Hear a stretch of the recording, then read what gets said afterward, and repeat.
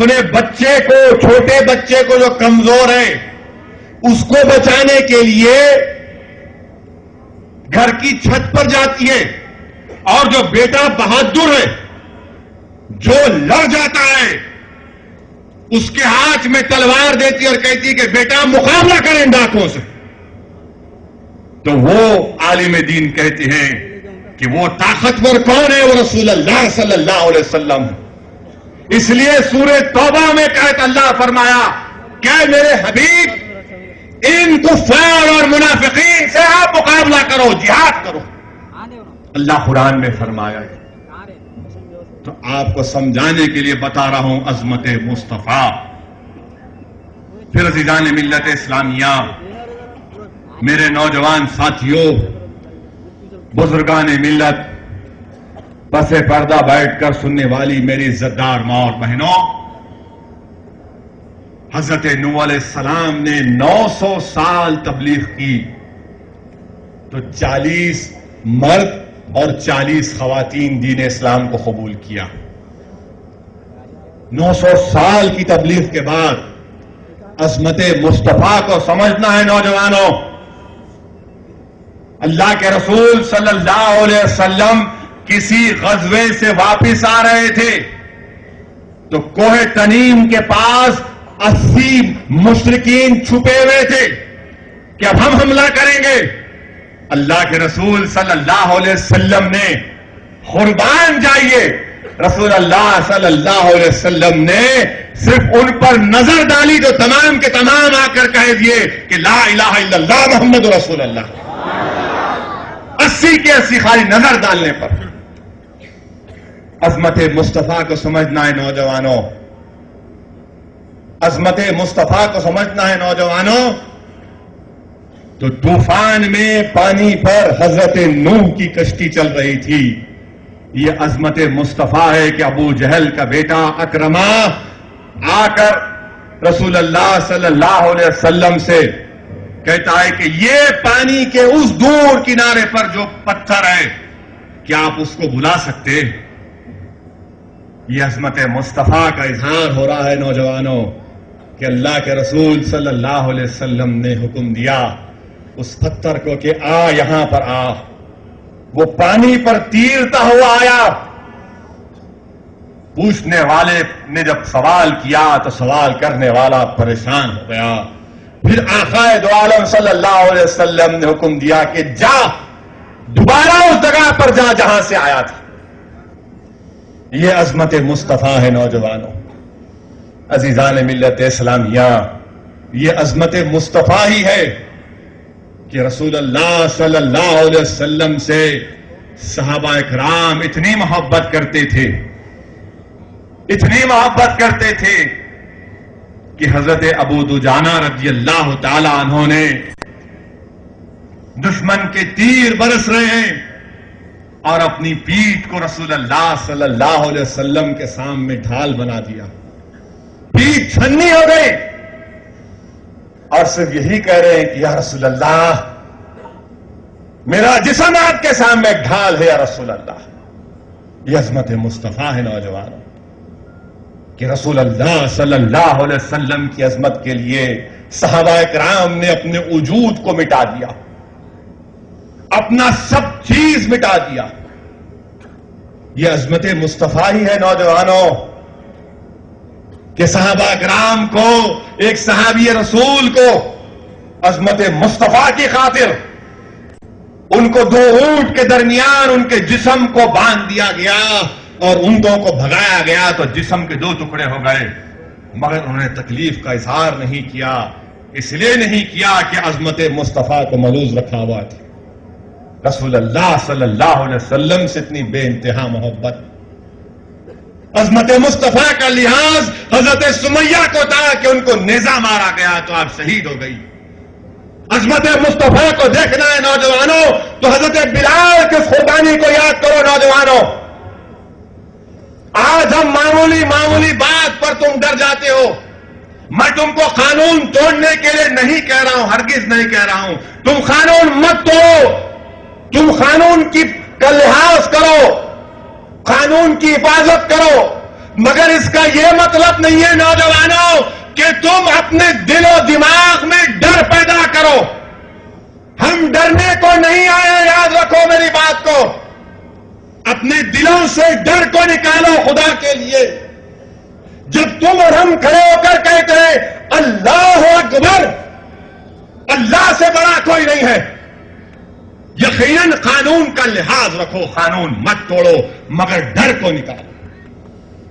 کیا تم بھول گئے نوجوانوں کہ حضرت بلال کو ریت گرم ریت پر لٹا کر گرم گرم پتھر رکھے جاتے تو قربان جائی حضرت بلال پر کہ آپ نے صبح قیامت تک دنیا کے غیور نوجوانوں کو یہ درس دیا کہ دیکھو ڈرنا نہیں نوجوانوں، ڈرنا نہیں. مصائب اور مشکلات کے پہاڑ تم پر ڈالے جائیں گے. میرے سینے پر گرم گرم ریت کو لٹایا جاتا اور اس میرے چھاتی کے اوپر گرم گرم پتھر کو رکھا جاتا. دن بھر مجھے اس طرح تکلیف دی جاتی، مگر مجھے عظمت مصطفیٰ کا لحاظ تھا. میں اپنی زبان سے کہتا احد احد احد احد. نوجوانوں یہ پیدا کرو اسپرٹ کو. اور یاد رکھو میری اس بات کو نوجوانوں، یاد رکھو ہم اور ڈر ایک جگہ جمع نہیں ہو سکتے. ہم یقیناً امن کا ساتھ دیتے آئے ہیں، امن کا ساتھ دیں گے، مگر ارے ایسا کیسا پکارتے جی؟ ذرا تقریر ہو جان دو. اونلی 15 منٹس، 15 منٹ ہے کہ دیکھو. میں یہاں ڈی ایس پی صاحب آئے تو کریکٹ کر دینا میرے کو. میری گھڑی میں ابھی 9:44 ہے. کیا ٹائم ہو رہا صدر صاحب؟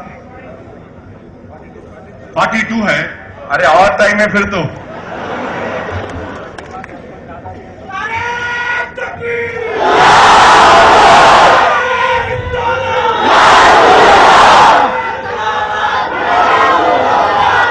عزیزان ملت، عظمت مصطفیٰ کو سمجھنا ہے میرے نوجوانوں تو صحابہ کرام کی عظیم قربانیوں کو جانو کہ کیسے کیسے مصائب اور مشکلات میں انہوں نے صبر کا دامن نہیں چھوڑا، ان کے پیر نہیں لڑکھڑائے. لوگ میرے کو بولتے آ کے ارے تمہارے بھائی پہ بہت تکلیف ہو رہی ہے. میں بولتا ہوں ہاؤ تکلیف ہو رہی بھائی. لوگ آ کے بولتے ہیں کہ وہاں لے جا کے ڈال دیے. میں بولتا ہوں ہاں ڈالے میرے بھائی. لوگ رو رو کر فون کر کے بولتے ہیں. ہر ایک گھر میں آنسو ہے میں جانتا ہوں، ہر نوجوان کا دل تڑپتا ہے میں جانتا ہوں، ہر بزرگ کی دعاؤں میں میرے بھائی کا ذکر ہے.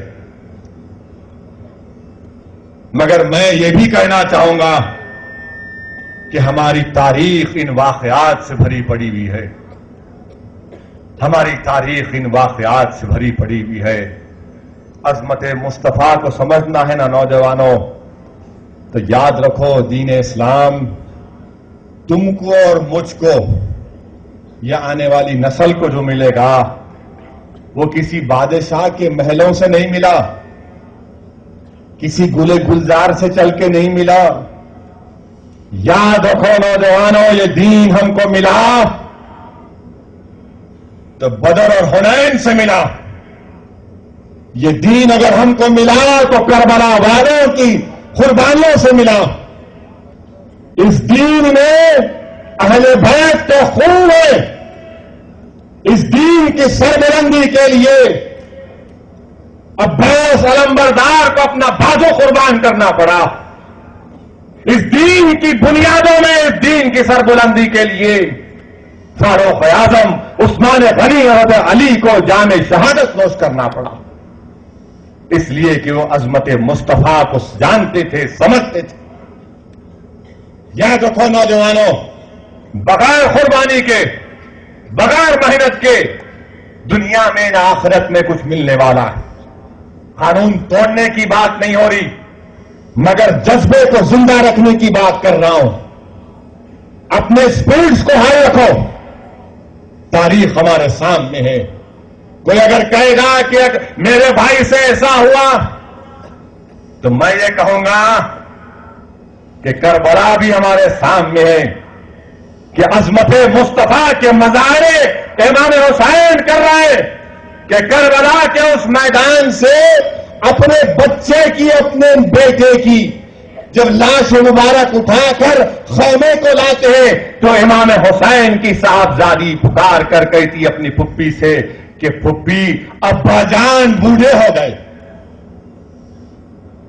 اپنے بیٹے کی لاش مبارک اٹھا کر امام حسین جب آتے تو غم سے پورے سر کے بال سفید ہو گئے. عزیزان ملت، یہ ہمارے سامنے تو ہمارے اسپرٹس کو ہائی رکھنا ہے. مایوسی کو خالی بانے مت دو. وہ کون تھا جس نے کربلا کے میدان میں نواز رسول کو شہید کیا؟ وہ کون ظالم تھا جس نے اہل بیت کے گھر کو اجاڑا؟ مگر کیا تم کو معلوم نوجوانوں، جس نے اہل بیت کے خیموں کو اجاڑا اور اہل بیت نے حق کی سربلندی کے لیے باطل کی ناکامی کے لیے اپنے آپ کو قربان کیا، صبح قیامت تک دنیا حسین والوں کو یاد رکھے گی، یزید کو کبھی یاد نہیں رکھے گی. اور ہماری تاریخ بھری پڑی ہوئے نوجوانوں کہ وقت کا اگر حکمران یہ کہے گا کہ کنڈیشن لگاؤں گا، ارے تو کیا ہے، تیری حیثیت کیا ہے، تو کیا کر سکے گا، تو جان ہی لے گا نا، لے ہم تیار ہیں، ہم تیار ہیں. میں ملت کا سودا کرنے کو تیار نہیں ہوں، میں ملت کا سودا کرنے کو تیار نہیں ہوں. میں ہم پر ظلم اگر کیا جائے گا تو اس کو کھل کر بیان کیا جائے گا. یہ عظمت مصطفیٰ. اور اگر اس راہ میں اگر ہم کو مٹنا پڑے تو ہم مٹنے کو تیار ہیں ظالموں. یقیناً مجھے معلوم کہ وقت کا حکمران نمرود، فرعون اور یزید کے ساتھی ہے، وہ اسی گروپ کا ہے، مگر ہم حسینی لشکر کے غلاموں کے غلام ہیں. ہم اپنے آپ کو مٹا دیں گے مگر باطل سے سمجھوتا نہیں کریں گے. جیل کی صحبتیں کیوں اطمینان رکھتے ہمارے آستے؟ جیل میں تم رکھو گے تو اللہ کی رحمت کو جوش آئے گا، کیونکہ کل حشر کے میدان میں یہ خاندان اویسی کا جب جیارہ کھڑا ہوگا تو فخر ملت عبد الواحد اویسی کا سینہ فخر سے کھڑا ہوگا اور ہم تمام مل کر کہیں گے کہ یا رسول اللہ اپنے دامن میں ہم کو جگہ دے دیجئے، ہم نے باطل سے سمجھوتا نہیں کیا، ہم نے باطل سے سمجھوتا نہیں کیا، ہم نے ظالم سے مقابلہ کیا. یہ ہم کو صحابہ اکرام نے سکھایا، یہ ہم کو امام حسین نے سکھایا، یہ ہم کو امام زین العابدین نے سکھایا، یہ ہم کو امام اعظم ابو حنیفہ نے سکھایا، یہ ہم کو امام مالک نے سکھایا، یہ ہم کو امام احمد بن حنبل نے سکھایا، یہ ہم کو شیخ مجدد الفتانی نے سکھایا. اگر آج کوئی میرے بھائی کی گرفتاری پر پریشان ہے تو میں تم کو دعوت دے رہا ہوں کہ شیخ مجدد الفتانی رحمت اللہ علیہ کو بھی جیل میں ڈالا گیا تھا اور اللہ نے ان کو کامیابی دی. ان تمام کا صدقہ ہمارے ساتھ